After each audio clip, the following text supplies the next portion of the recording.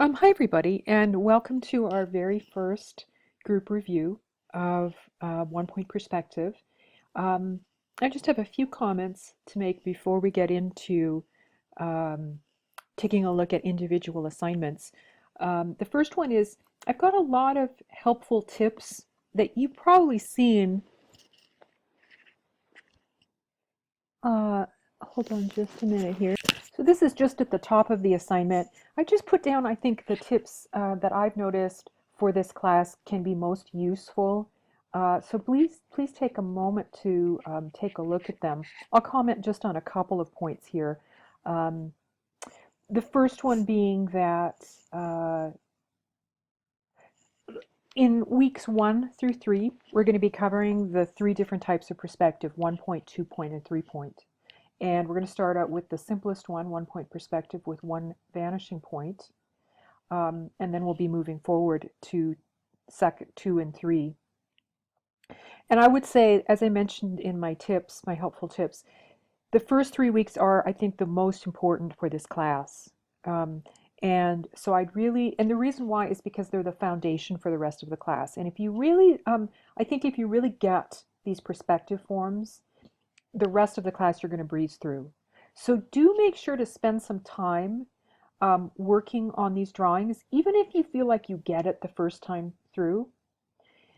Maybe keep practicing, even if, in your spare time, if you're like waiting around for something, like, I don't know, like the doctor's office or, you know, wherever you are. If you have a scrap piece of paper or a notebook and just any kind of drawing implement, just practice. You don't need a straight edge just to practice. You can just set up a vanishing point and start drawing in shapes. That's what I used to do when I was in a boring class. You know, probably wouldn't be boring to me now, maybe, but well, maybe it would. But I would do a lot of doodling with perspective, just because it would make me more familiar with it, and I really actually just enjoyed making simple shapes. So anyhow, the second thing is in this week I'm going to be talking a lot about presentation, since presentation is one of the challenges we have in an online classroom. It's actually it can be an advantage as well. If we were in a regular classroom, a traditional classroom where we were drawing in a room, we wouldn't need to worry about photographing or scanning our drawings because they'd be there. So we have to take that extra step to try to make our images look really good. Um, you look really good, that's not really a good way of saying it. Look as close to the original as possible so that you can communicate your work. This is actually a really good skill to have in general as a photographer, even if you're not interested in being a photographer. Just knowing how to document your drawings or artwork, or you never know when that can come in handy.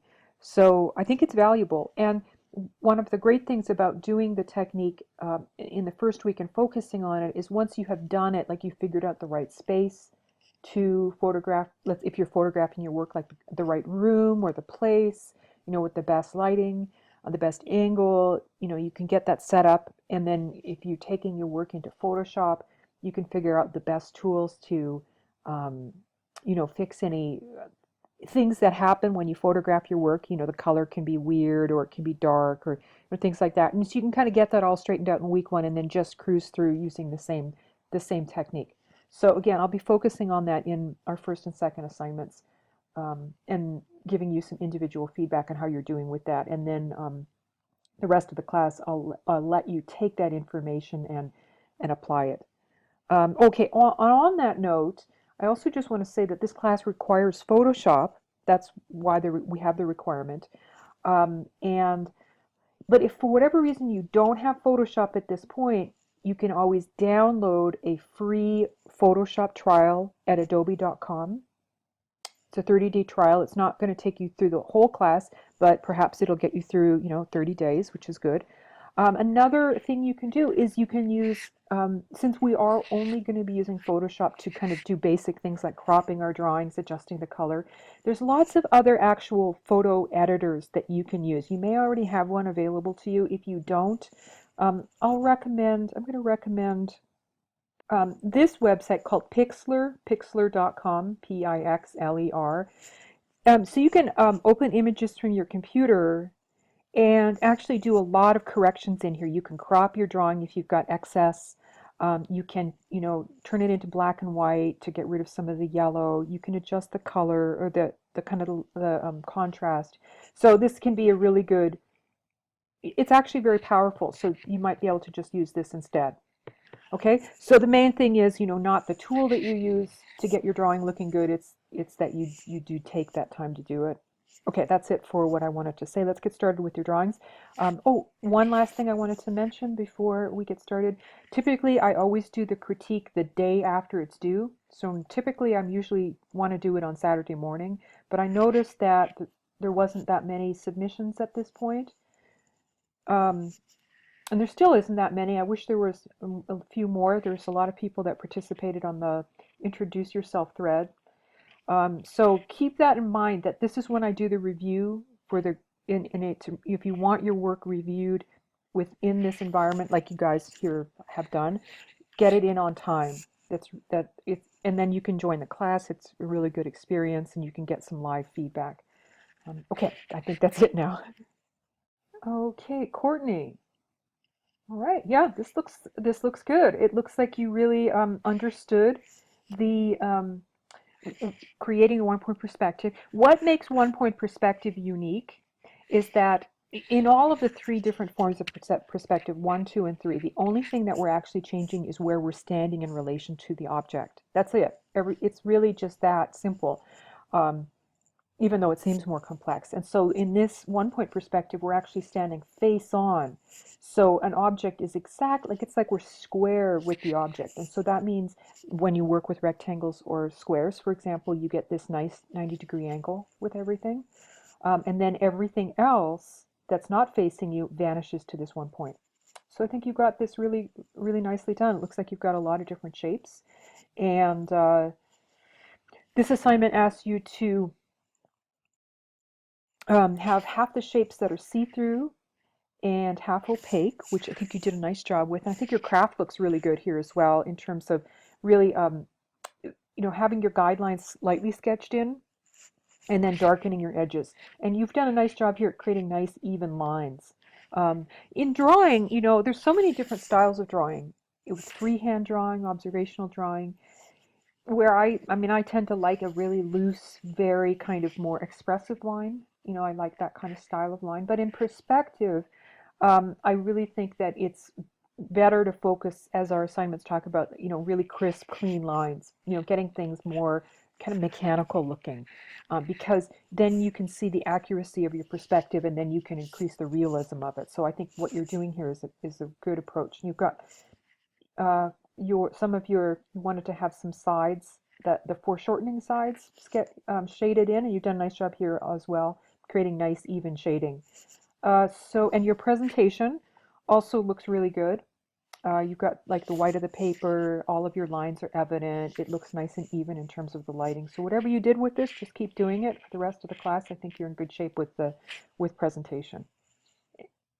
And so in terms of the final submission, I don't remember if I said this already. I'm getting a little forgetful. Um, you don't have to make any changes. Okay, Panupong. Okay, yes, I also think you did a really good job here in understanding one-point perspective. Um, and so it looks like you've got all the shapes, the required shapes, and you've shaded in a couple of the foreshortening sides, just to indicate that. So I would say the only thing that I might do here is pick half of your shapes and darken those guidelines in to the same. So for example, let's just take this shape. So let's make this see-through, a little more see-through. So just take these guidelines and darken them to the same extent that you've darkened these outlines right here, so that you can see those a little bit more. Just pick half, you just want about approximately half of your shapes that way. I think that's all you need to do here. Just so this particular shape, this is a really kind of tough shape because of the position, because it's right above the vanishing point. I actually probably would just skip that. Let's see, I think I have this open in Photoshop. I would actually skip that shape instead of making it see-through because it's going to look a little weird.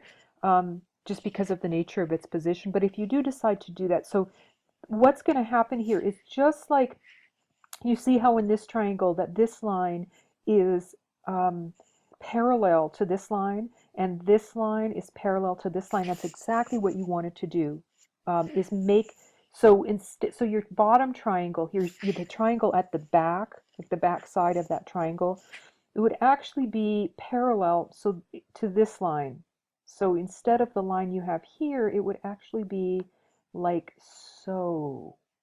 So it's sometimes it's you have to kind of eyeball it where it is, so to make it parallel. So it's something like that. So it would actually be like that, which looks a little weird.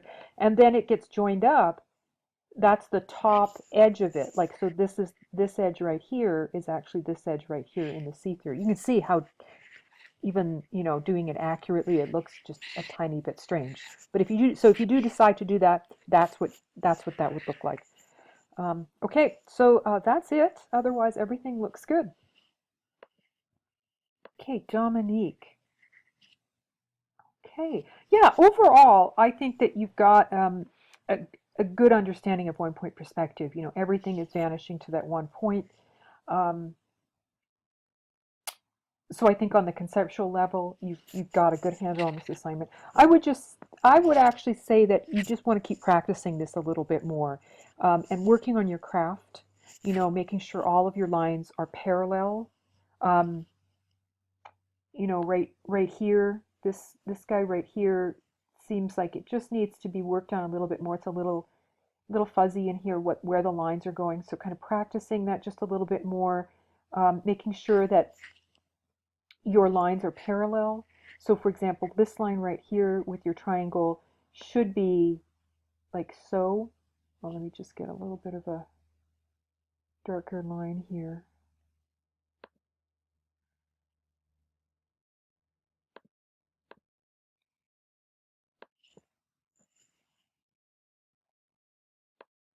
So this line would be more like this. This line looks good, nice, it's parallel. Both these lines are good. I'm just going to use them. So just kind of going over, making sure everything's parallel. When you're learning one-point perspective, I would actually try to keep everything a little bit more parallel to the horizon line, like you did here. So your triangles, like keep one of your lines um, parallel, for example, to start a new one here, just draw your triangle to begin with face on without angling it. It just will make it a little bit easier to work on than doing some angling. Same with your squares and triangles, keep those lines parallel to your picture plane. So, keep these lines. As you get more advanced, you can start rotating shapes, but it's good to just start off with, really squaring things out. And then the other thing you want to do is to make sure your guidelines are lightly sketched in, and then darken your edges.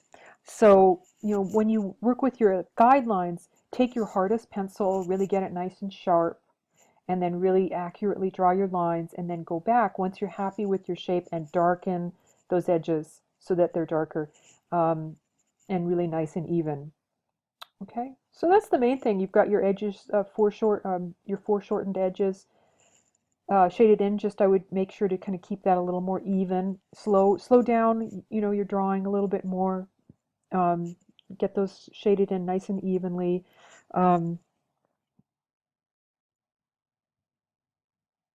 try to get some nice even lighting on your drawing, so it's a little crisper. You have a lot of kind of modeling back there.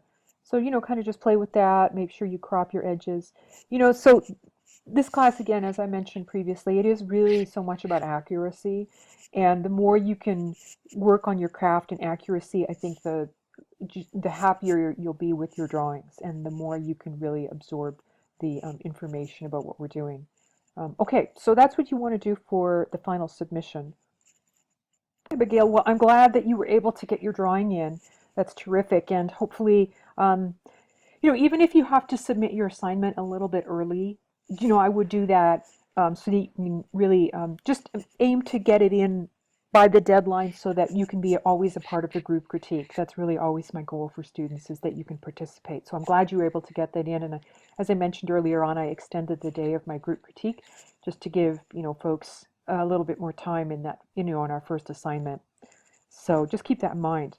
Um, okay, yeah, this looks good. It looks to me like you've got a really good understanding here of 1 point perspective and all of the different shapes. Great. And so the only thing I see here that you could work with is just making sure that half your shapes are see-through, right? So for example, here you would draw a line here and here to create the back of this shape. So just pick half of them and, fill in the backs of them, um, just indicating that. The other thing too is I think your craft overall is good. It's not like perfect, but sometimes perfect is it's hard to achieve. But just some things to keep in mind is just making your lines a little more even, working with that straight edge. When you shade things, take your time, really shade it in nice and evenly. Sometimes changing your direction is good so that it looks really just kind of has a nice sort of like this is looking pretty good here where you're starting to get a really nice wash of color over it. Um, yeah, and then guidelines, keep them as light as possible. And with your presentation, I think it's okay if there's a little bit of yellow in it. I don't know if you can see that in my view. Um, Turning it into black and white in Photoshop can, in fact, let's just do that together. Let's open it up. So I'm going to go up to image. It's a little bit above my, let me see, I'm going to move everything up here. Give me a second. Okay, hopefully you can see where I am at here in Photoshop. So I went up to the image menu, and under adjustments, there's two ways you can do it. You can go to black and white, or you can go to desaturate. Both of them kind of do the same thing. Let's just do black and white here. And so let's see here. So you can see it's very subtle, but let me make it a little bit bigger. You can see that that little yellow tint you had is now it looks like a white piece of paper. That's all I think you needed to do. If you don't have Photoshop, again, like I mentioned earlier on, you can get the free download, or you can use another free software editor like Pixlr to do exactly what I did. If you have any questions about that, let me know. Okay, I think that's it, everybody, and looking forward to seeing what everyone comes up with the next assignment. And I think that deadline is, let's see, when is our deadline for task 2? And it is today, Sunday, so I'll be doing a critique tomorrow morning. So I'll see you back then.